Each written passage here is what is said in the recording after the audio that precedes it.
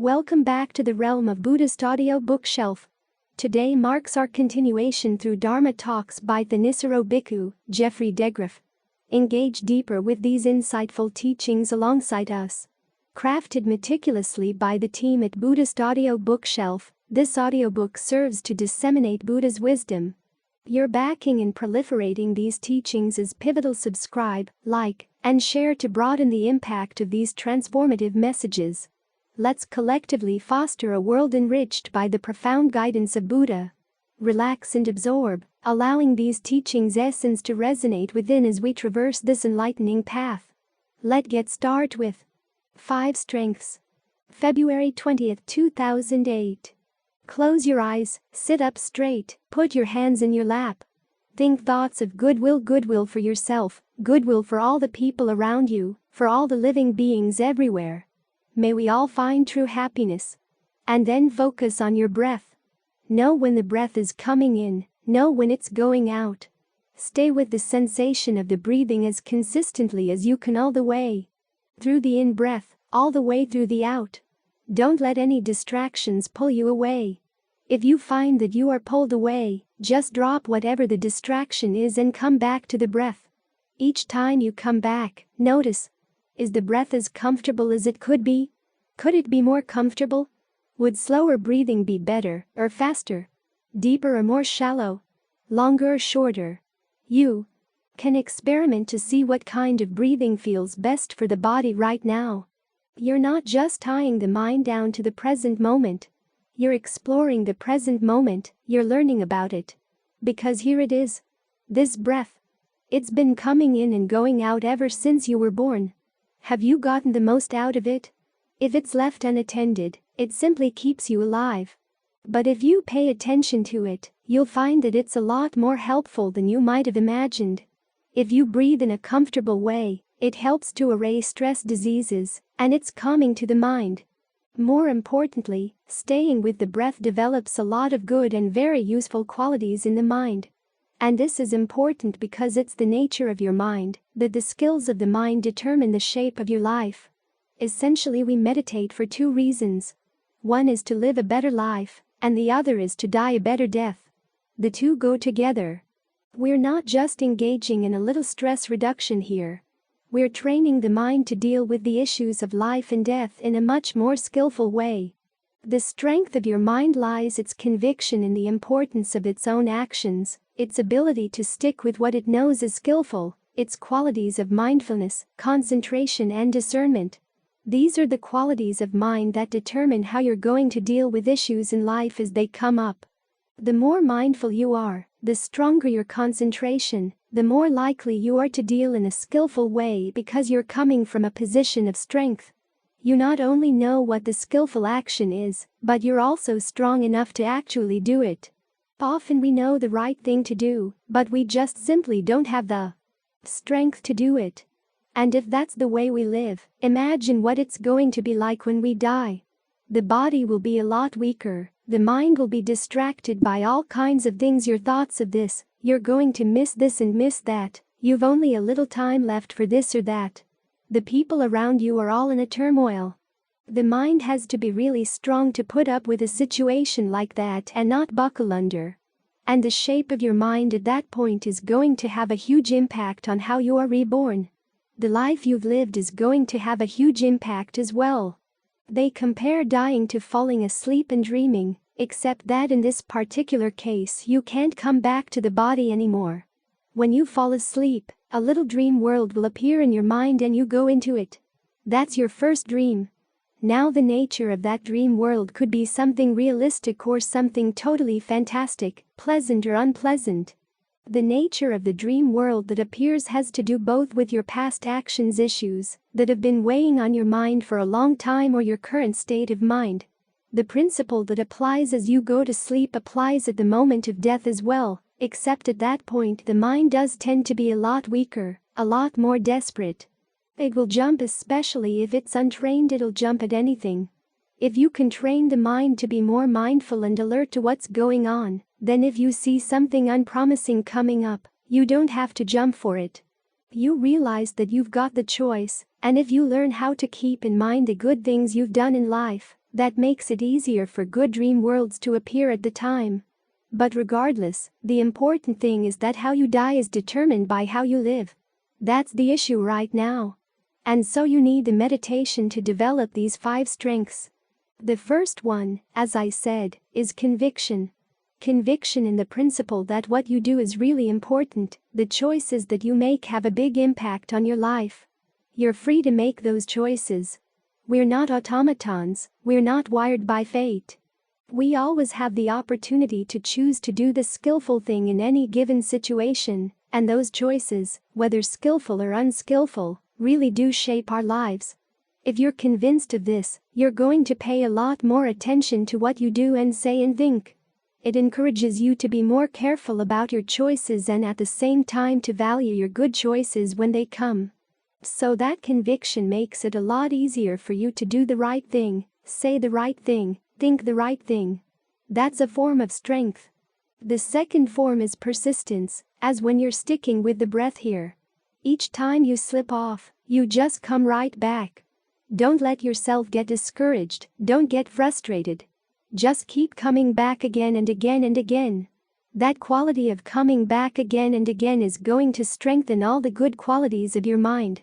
So when things get difficult, you can still keep on course regardless of distractions, regardless of what other people may say.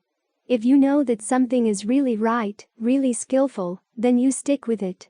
The third strength we're developing here is mindfulness, the ability to keep something in mind. It's often paired with alertness, the sharpness of your ability to see what you're doing, and the results of what you're doing. These qualities are important because it's so easy for us to forget. We make up our minds to do something good, then 2 minutes later we're off doing precisely what we told ourselves we wouldn't do. That kind of state of forgetfulness just keeps destroying itself, destroying you. But if you can keep remembering that this is the right thing to do, this is where I want to be right now, for example, when you decide to stay with the breath, you just keep that in mind, again and again and again. Don't let yourself get dissuaded by anything else.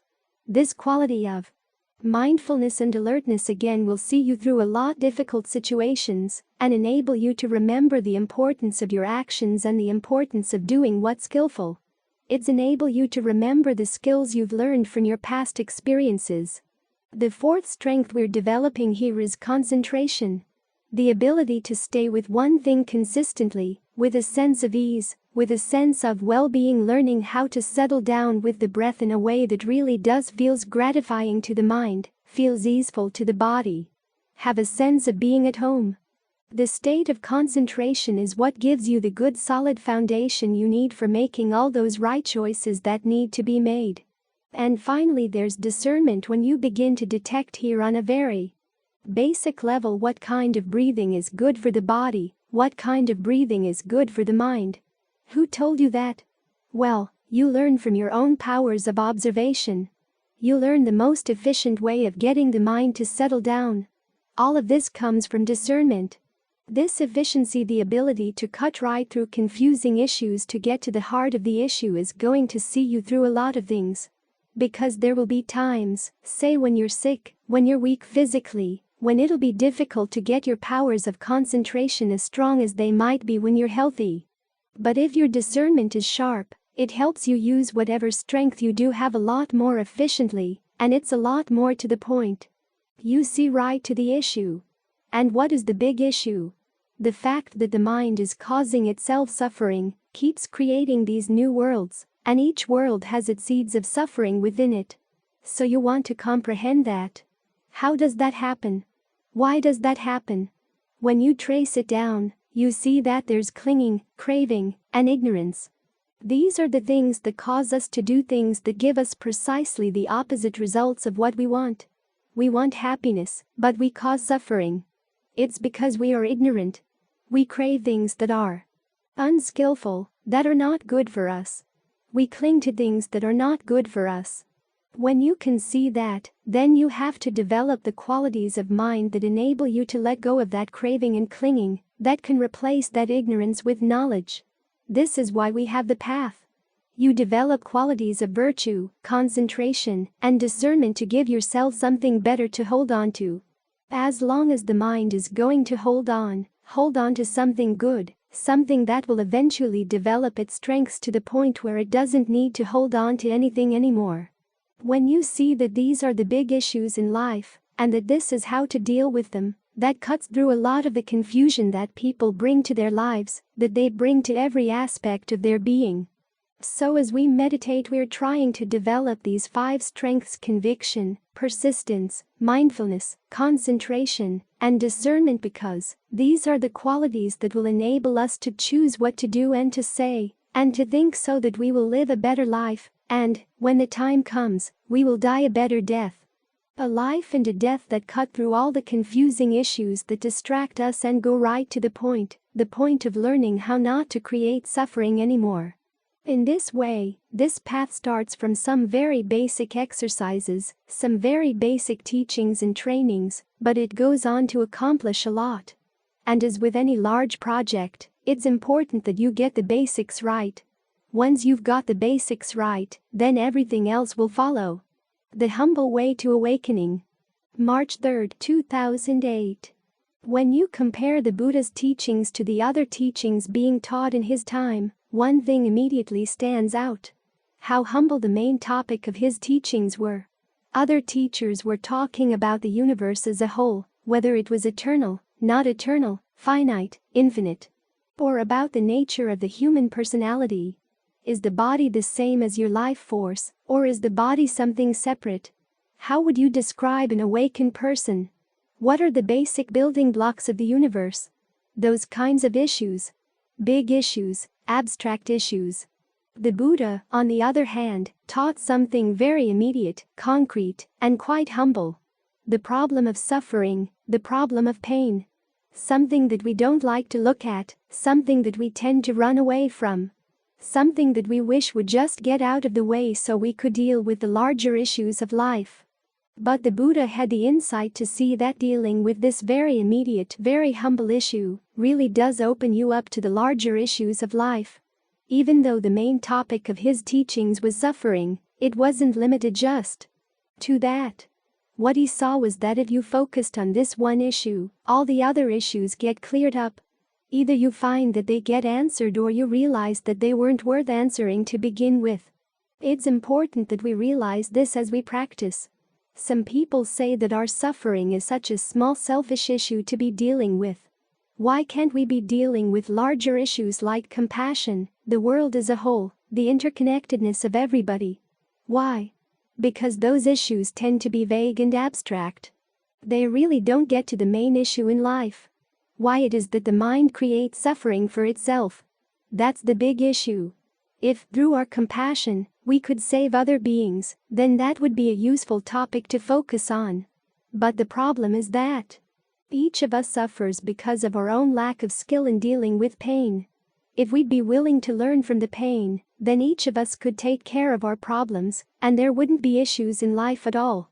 So as you meditate, keep reminding yourself that you're preparing yourself to deal intelligently and insightfully with issues of pain, suffering, disease in body and mind. Particularly in the mind. Pain in the body, as it turns out, is not the issue. We make it an issue that spreads into the mind. If pain simply arose in the body without our connecting it to any suffering or disease in the mind, it wouldn't be an issue. The problem is that the mind has laid claim to the body. After all, it needs the body to help manipulate the world to get what it wants out of it. So it has a sense of ownership, or at least it tries to assert ownership. But then it turns out that the thing it wants to own, the thing it wants to manipulate, has problems. And so it's stuck. It can't really let go but can't really control it. As the Buddha pointed out, your sense of self comes from this sense of control. We can, to at least some extent, control the body. That's why we assume that it's us or ours. But then you run into the fact that your control isn't complete. This is the source of a lot of the conversations and arguments and complaints in the mind. Why is this? As the Buddha once said, your normal reaction to pain is twofold. 1. Bewilderment as to why is this happening, and N. 2. The search to find somebody who knows a way out of this pain. Because those two tendencies occur together, the bewilderment plus the search tends to go off in the wrong directions, like the story they tell of the man who jumped on his horse and rode it off in all directions. The mind thrashes around, grasping at this, grasping at that. So the Dhamma that explains the cause of suffering and the path to its end is the Buddha's contribution to end our bewilderment, so that our search actually leads to the end of suffering. In the course of following his path, you'll also find that other issues get settled as well. Suffering is like the watering hole in the savannah. If you're going out to shoot a documentary on the animals in the savannah, you don't range over the savannah looking for them because for the most part you wouldn't find them. They'd see you coming and they'd hide. But if you station your camera next to the watering hole, everybody's going to have to come to the watering hole at some point during the day. That's when you get to see them. And it's the same with pain and suffering. All the issues in the mind will gather around here, so this is where you get to see them. If you're in the right position, which is what we're trying to create here as we meditate, putting the mind in a position where it has enough sense of security and solidity, through its practice of mindfulness and concentration, you can resist your normal reaction to pain, or at least drop the normal reaction to pain, and react to it in a new way. As the Buddha said, the way beyond suffering is to comprehend it. Comprehending means that you understand it so thoroughly that you can let it go. You develop a sense of dispassion for it. So to comprehend it, you have to watch it again and again and again. The more you watch it, the more you learn. This ability to learn is an important part of the meditation. When you meditate, you're not simply putting the mind through the meat grinder, i.e. imposing a particular technique on it that's supposed to do all the work for you. The technique puts the mind in a position where it can observe itself, where it can observe its tendencies and learn from what it watches. This involves feedback loops. In other words, you deal with the pain in a certain way and then you watch and see what happens. Then you do it again and see what happens again. If you've watched enough to realize that this particular approach doesn't work, then you stop to consider what other approach might work. This is how you learn about things. You don't just sit there and look at them. You poke them. It's like coming across a little animal in the forest and it's all curled up. So you poke it a little bit to see whether it's alive. If you really want to learn about it, you take it into the laboratory. When I was taking biology in college, our first experiment was to take some little rabbits and put them in a glass box, and then change the temperature in the box to see how the rabbits' respiration responded. Afterwards, I really felt sorry for the rabbits. They hadn't volunteered for the experiment, but at least we didn't torment them, and we did learn something. When we lowered the temperature, they breathed more slowly. When we raised the temperature, they breathed more quickly. In other words, you change the conditions and see how things respond. It's this ability, 1, to act and 2, to observe. That's how we learn about things. If you simply acted without observing, you'd be like a machine. If you simply observed without acting, you wouldn't know anything for sure. Things would come and things would go, and you wouldn't know what the connections were. So you learn how to sit here and watch and do things with the pain. And sometimes the doing means simply treating it with equanimity, trying not to identify with it.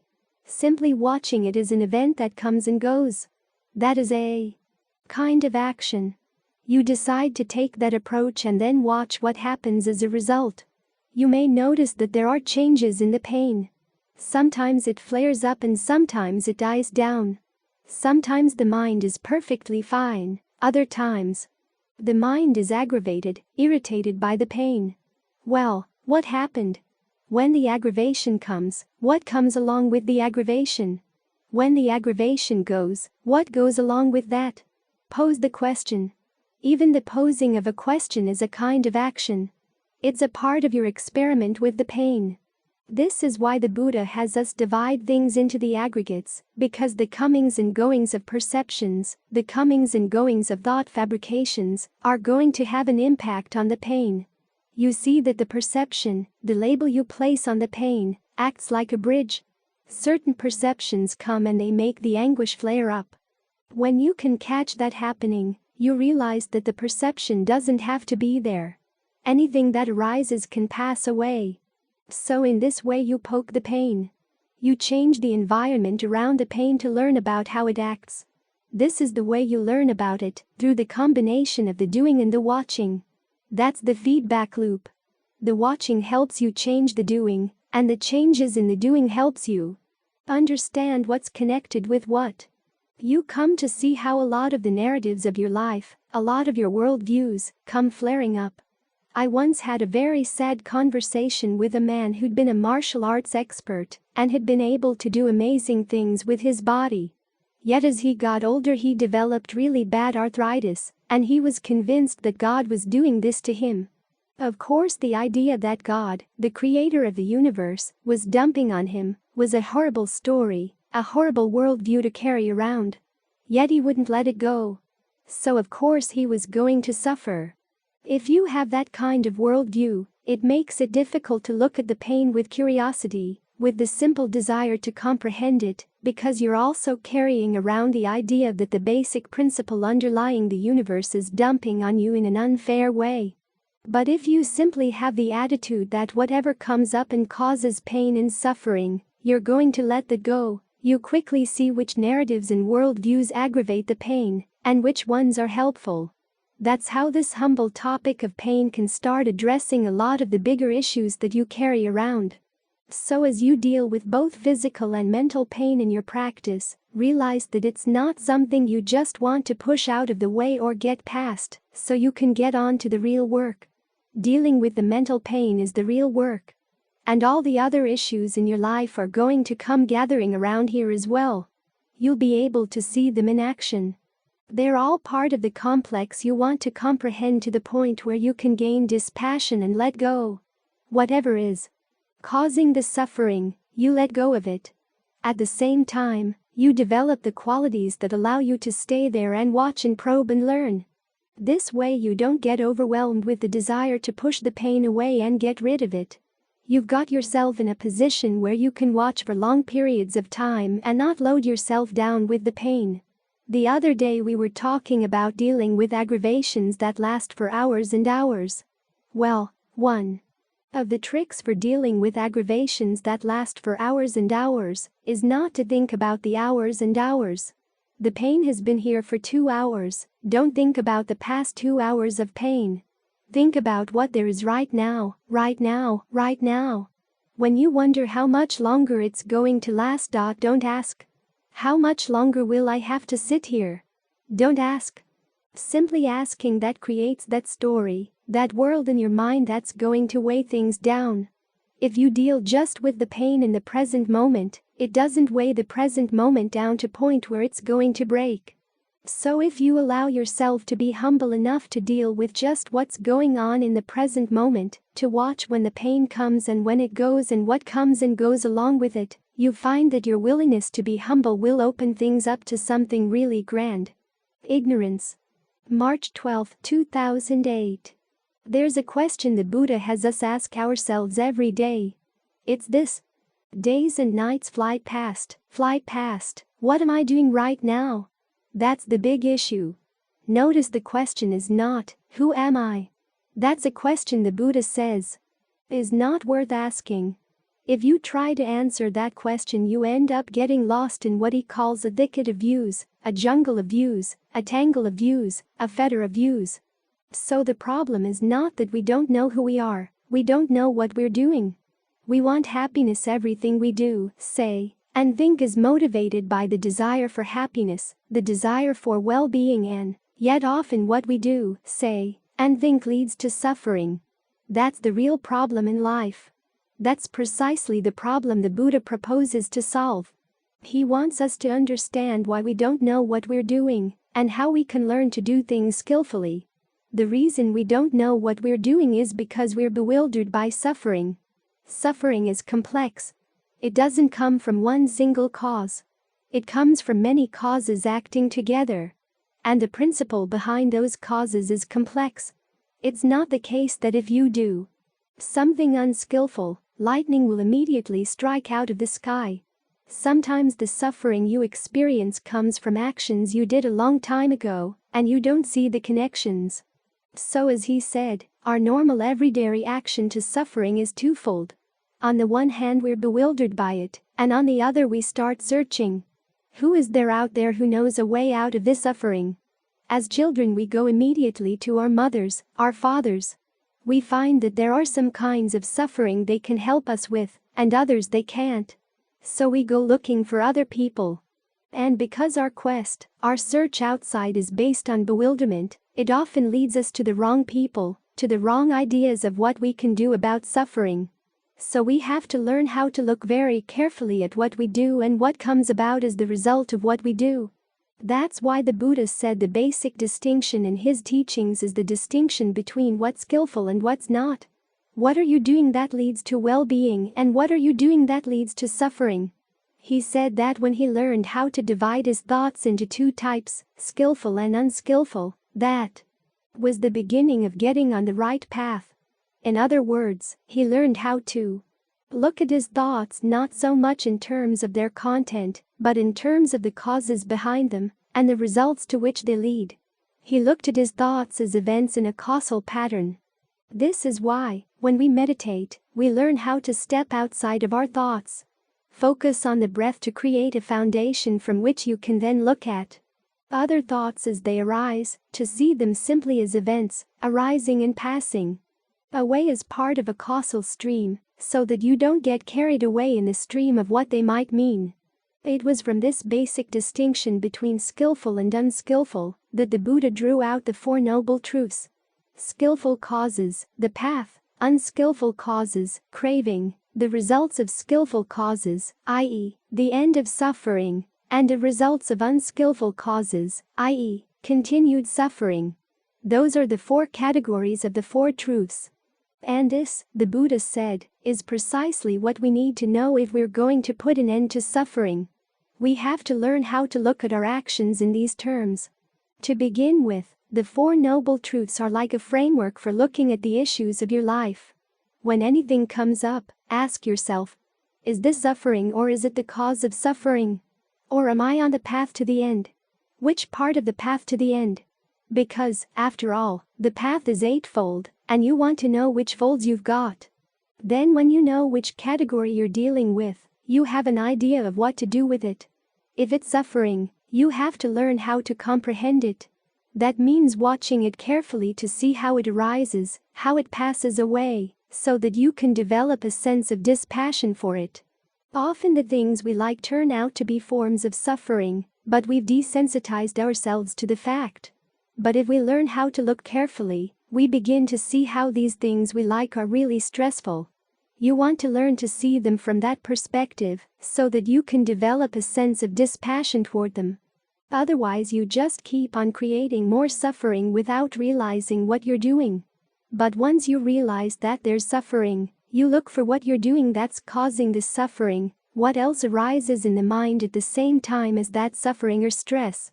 In particular, you look for where the craving is, what kind of craving it is. It can be sensual craving, craving for a state of becoming, or craving to see whatever becoming has come into being be destroyed, because that craving, too, leads to more kinds of becoming. That's one of the paradoxes in the Buddha's teaching. If you recognize any of these kinds of craving, your duty is to abandon them, to let them go. Now this often goes against our old habits. Just as we often mistake stress for something that we actually like, we tend to see our forms of craving as our friends. We like them, we nourish them, we take them as our companions. But as the Buddha said, these things are like someone who's worked his way into our confidence, into our trust, and then someday plans to kill us.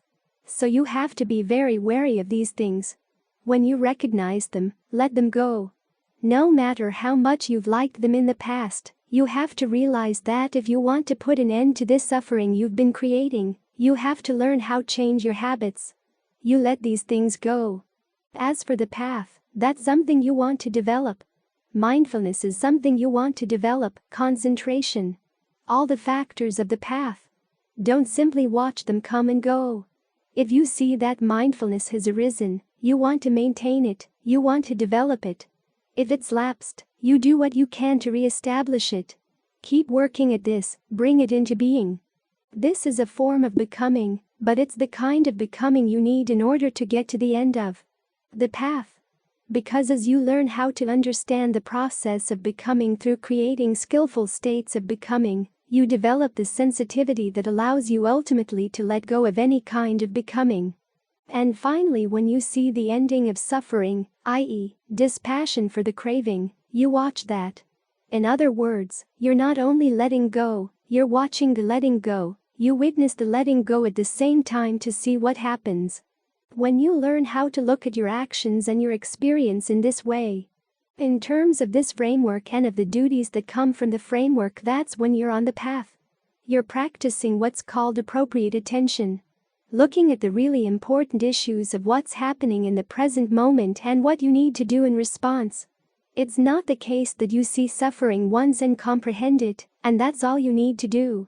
Your powers of comprehension grow stronger as you develop the path, and you need them to be stronger to see the subtleties that surround the issue of suffering. All these factors are really interrelated, and they're all skills that you develop together. This is why the path is a gradual one.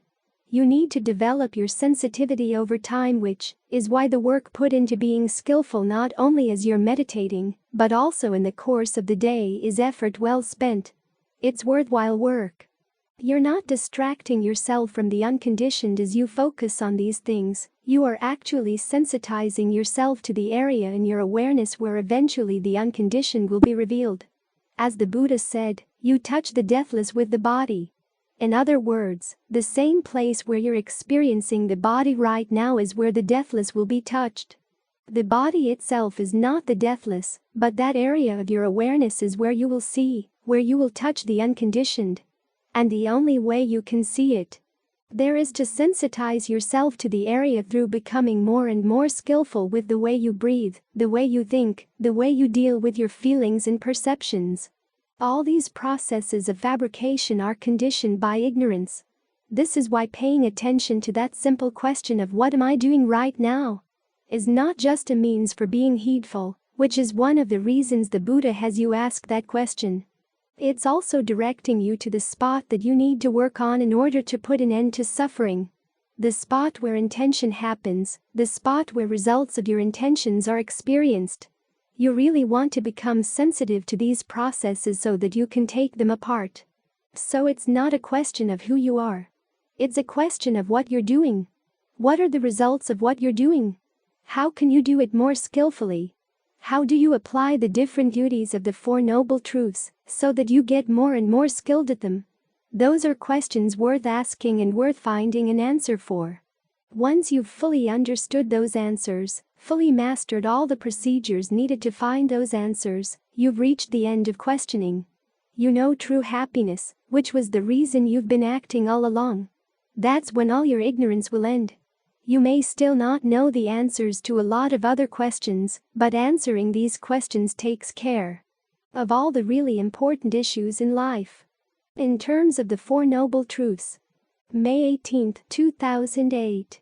The Buddha once said that there's no one internal quality more useful for awakening than appropriate attention. Asking the right questions, looking at things in the right light. And appropriate attention essentially comes down to seeing things in terms of the Four Noble Truths.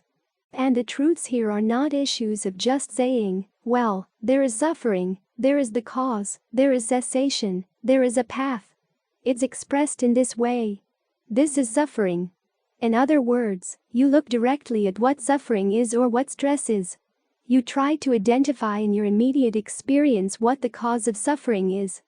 This is the cause of suffering, the origination of suffering, what arises together with suffering. This is cessation. This is the path. In other words, you look for these things in your direct experience. This is the framework of questions you bring to the direct experience. Where is the stress? Oh, it's right here. Where is the cause? It's right here too, but you have to look closely to find it. When you're looking in this way, you try to apply the duties appropriate to each of these experiences. When you experience stress, you try to comprehend it. Comprehending means knowing it so well that you develop dispassion for it.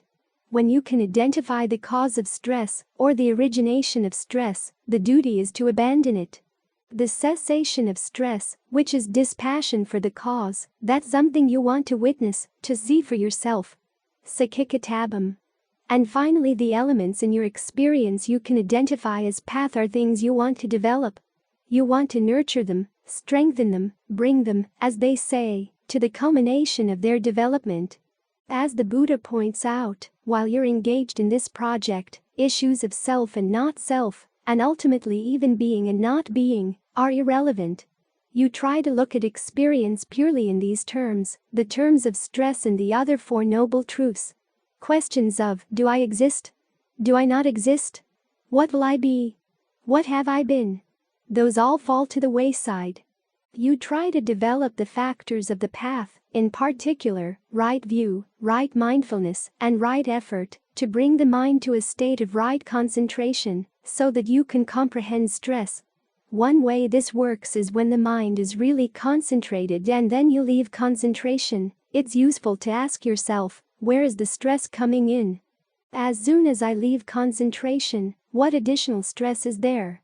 That's one way of developing dispassion for those forms of stress outside of the concentration. Attachment to the body, to feelings, perceptions, ideas, even. Attachment to sensory consciousness. You want to notice that when you leave concentration, these things get heavier, more burdensome. The stories you build around them, the sense of who you are that you build around them, the sense of the world that you build around them, all of which is called becoming. It becomes a burden. It becomes, to use Ajahn Mahabua's phrase, a squeeze on the heart.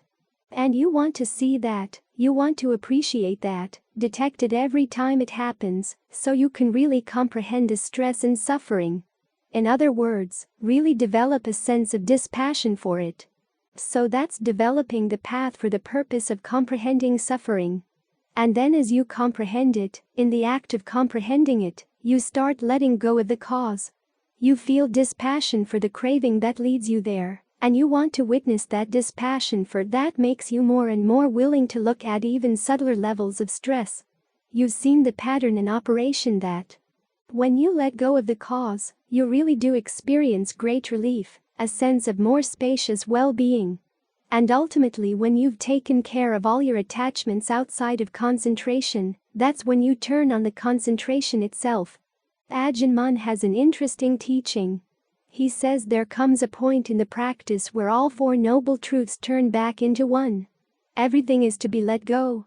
Everything is to be comprehended to a point of dispassion, so you let go even of the path itself. For you see that even in concentration there is an element of stress. There is inconstancy, stress, a fluctuation in it, because it's conditioned. And when you develop dispassion for that, you totally let go. And because your passion for doing it was what kept it going, in the letting go that also brings about cessation. Everybody wants to know what happens after cessation. Well, there's no after cessation. What's left, what's not left, it's called objectifying non-objectification. Because with cessation, there's another dimension, which is outside of space and time. And outside of space and time, there's no after. There is no leftover or not leftover. Even the concepts of existence and non-existence don't apply. There's a passage where the Buddha is talking to Kakyanagata. Kakyanagata has asked him what really is right view, and the Buddha gives the subtlest of all of his definitions of right view. When you are simply watching stress arise, the idea of non-existence doesn't occur to you. As you watch stress pass away, the idea of existence doesn't occur to you. You put your mind into a position of simply watching stress arising, stress passing away. At that point, the concept of being, like a being, satta, doesn't occur. Notions of existence and non-existence don't occur. And in that state of mind, the idea of whether a self would exist or not exist is totally irrelevant. It's not one of the issues you're meant to ask when you are dealing in the subtlest level of right view. You're simply meant to ask, is this stress? Yes. This is stress arising and passing away. Anything that you see arising and passing away, you learn to see it all as stress. That of course would include the path. And at that point, in Ajahn Mun's phrase, when all the Four Noble Truths become one, everything gets let go. The motivation for wanting to do this is the Buddha's statement that fruition is the ultimate happiness. And as Ajahn Suwat once said, once you attain ultimate happiness, you don't care whether there is existence or non-existence, or if there is somebody there, or nobody there. Those issues are all irrelevant. Because existence and non-existence basically have meaning in the context where there's still suffering. We cling to the question of the existence or non-existence of a self because we hope the answer to the question will lead us away from suffering to true happiness. But when the true happiness has been attained and realized, those concepts are no longer relevant. There's a passage where the Buddha once said that belief in annihilationism is the highest of all wrong views because it helps lead toward dispassion. But we don't want to hold on to the highest of wrong views. We want to hold on to right view, which rephrases all the questions in terms of the Four Noble Truths, and has you look simply at, right now, where is there stress? When you can identify it, try to comprehend it. Develop whatever qualities are needed to comprehend it. And as you comprehend it, you develop the kind of knowledge that leads to dispassion. You realize you don't want to continue creating this and feeding it. As you stop the process of feeding it, the suffering disbands. That's all that really matters. For as the Buddha said, all he taught was suffering and the end of suffering, stress and the end of stress. And it's all an issue of doing. Suffering is something you cause through the activity of the mind. The path to the end of suffering is also something you do, something that takes you to the end of suffering. So the Buddha's not concerned with the whatness of things. He's more concerned with the howness of things, how you do it. How you cause suffering, how you bring it to an end. It takes a major shift of our mental universe to be concerned more and more with the howness, but it's a shift that really pays off. Faith in the Buddha's awakening. May 19, 2008. Focus on your breath. Know when it's coming in, know when it's going out. And allow it to be comfortable going in and going out. Experiment to see what rhythm feels best right now. As you stay with the breath, you're staying in the same place where the Buddha was staying when he gained awakening on the full moon night in May, more than 2,600 years ago. We're commemorating that night tonight. In fact, we're commemorating 3 events in the Buddha's life. It was on the full moon night in May that he was born. And 35 years later on the full moon night in May, he gained awakening. And 45 years after that, on the full moon night in May, he passed away into total nirvana. It's good to remember these events because they help put our own lives into context. What did the Buddha prove on the night of his awakening? He proved that there is a true happiness that doesn't have to depend on conditions. It's not touched by aging, illness, or death. And he proved that this happiness can be found through human effort. Now the effort required qualities that were not special to the Buddha, qualities that we all share to some extent, simply that he had taken those qualities and developed them to their fullness. And so what does this mean for our lives? There is that potential for true happiness, and it can be found by developing qualities within the mind. This is why the beginning of the path is having faith in the Buddha's awakening. In other words, he can do it, we can do it. So when we pay homage to the Buddha, we are also paying homage to this potential within ourselves. We're showing respect for our desire for true happiness. It's a good thing to show respect for, because the world tells us that that kind of happiness is impossible. Don't even think about it. Buy our things. Pretend that they make you happy. Settle for a happiness that's fleeting and compromised. So you can ask yourself, what kind of potential do you want to respect? The potential for fleeting happiness based on material possessions, relationships, travel experiences, whatever. A happiness that comes and goes? We know it's going to go, so to enjoy it, we have to close our eyes to huge areas of life. Or are we going to look for an open-eyed happiness that admits the drawbacks of our worldly pleasures? Where we devote ourselves to the effort that's required to develop those qualities inside the mind. That's our choice. What are those qualities? Well, they start with mindfulness and alertness. Qualities we're developing right now. As we keep the breath in mind, that's mindfulness. And as we watch the breath, we also watch the mind to make sure it stays with the breath. That's alertness. If we catch it wandering off, then we bring with a quality called ardency, which means that as soon as we catch it wandering off, we bring it right back. While the mind is with the breath, we try to be as sensitive as possible to the breathing. Think of the breathing as a whole body process. Your entire nervous system, from the top of the head down to the tips of the toes, every part of the body is involved to some extent with the breath. And think of the breath not just as the air coming in and out of the lungs, but also as the movement of energy throughout the body. Try to be sensitive to that. As you're sensitive to it, use your powers of evaluation and observation to see what feels best, what kind of breathing feels gratifying throughout the body. This is a good path to follow because it doesn't save all of its pleasures to the end. There is pleasure in the meditation. There is also the pleasure of knowing that the path doesn't ask anything ignoble of you. All the qualities you develop are good qualities of mind, noble qualities of mind, which is why they say that the Dhamma is good in the beginning, good in the middle, good in the end. The quality of ardency is especially important. It's what helps the other good qualities of the mind grow. It's part of right effort. Right effort involves 3 issues. First is simply the amount of effort that you're up for. There is a famous story of a monk who had been very delicately brought up. His life was so refined that hair was growing on the soles of his feet.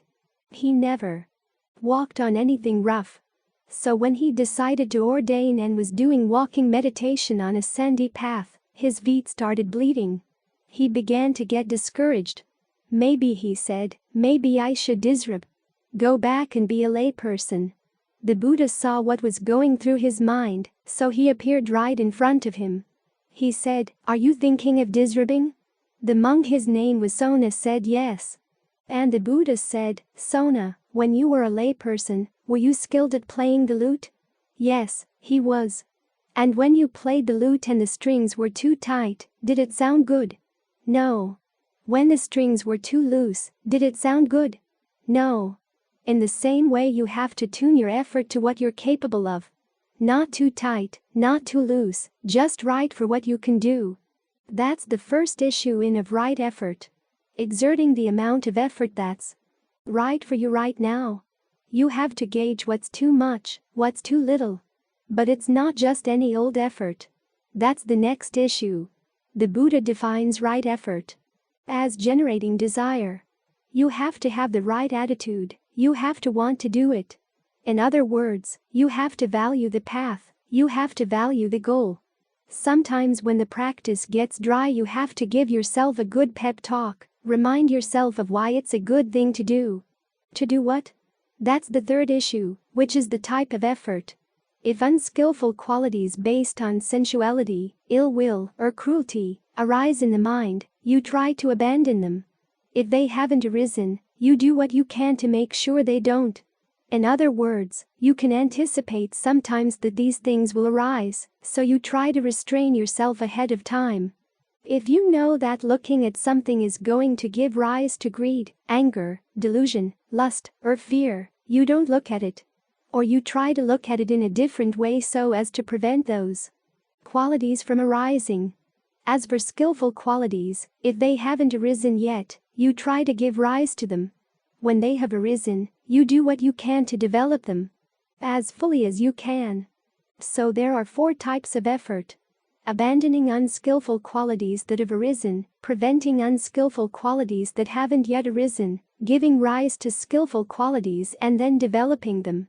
So all in all, right effort has these 3 aspects. 1. What's the right amount of effort you can handle right now?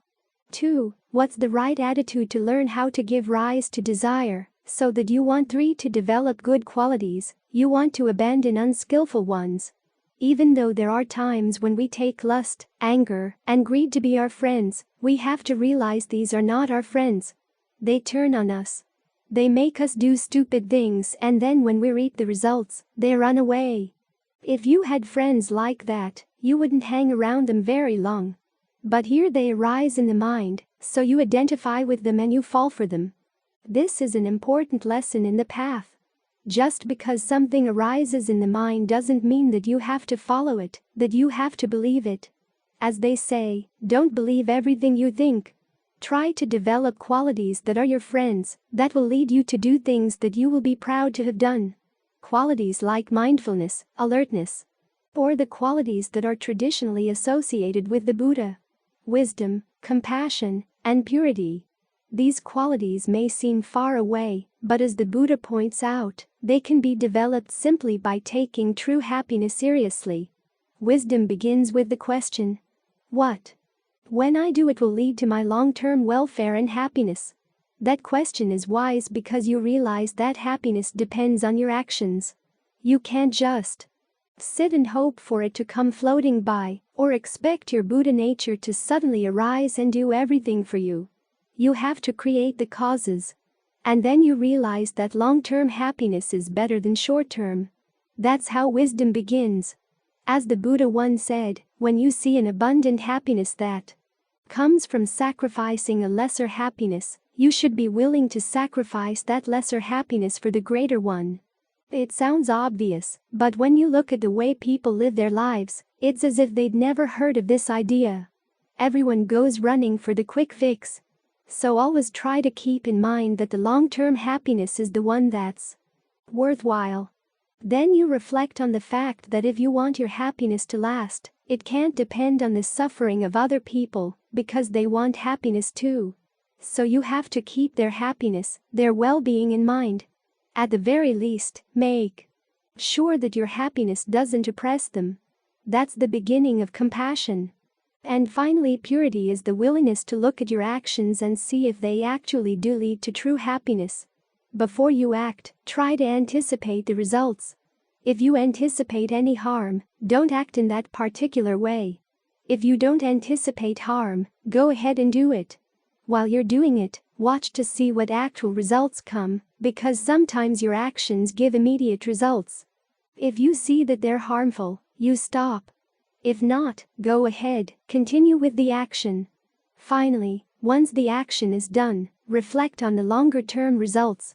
And if you see that they caused harm, go talk it over with someone you respect and resolve not repeat that action.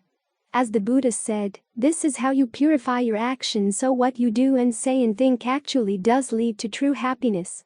So all these qualities of the Buddha, wisdom, compassion, and purity, come from the simple principle of taking your true happiness seriously. You'd think that would be what we would all want to do, to take our true happiness seriously. But again, you look around and it's very rare. This is why it's useful to think about the Buddha, his example. This is why having faith in his awakening, that he really did it, and the happiness he found really was true, is such an important motivation in the practice. We can't know that for ourselves until we put his path into practice. This is why it requires a sense of conviction. Some of the results we can see along the way, but the ultimate result comes only after we've learned how to apply this principle of right effort. So take the Buddha's awakening as your working hypothesis. And as you show respect for the Buddha, remember you're also showing respect for your desire for true happiness. And it's a good kind of respect. When you think of all the other things in the world that you could respect, this is really the most worthwhile. As we draw curtains on today's session, we extend an invitation for ongoing participation. Just as Buddha advocated sharing and supporting his teachings for the greater good, we urge your involvement. Aid in spreading these profound teachings universally by subscribing, liking, and sharing. Your active role ensures these invaluable insights transcend boundaries. Seize this chance to spark positive change and nurture empathy. We eagerly await your presence in future episodes, uniting to illuminate minds and cultivate compassion worldwide.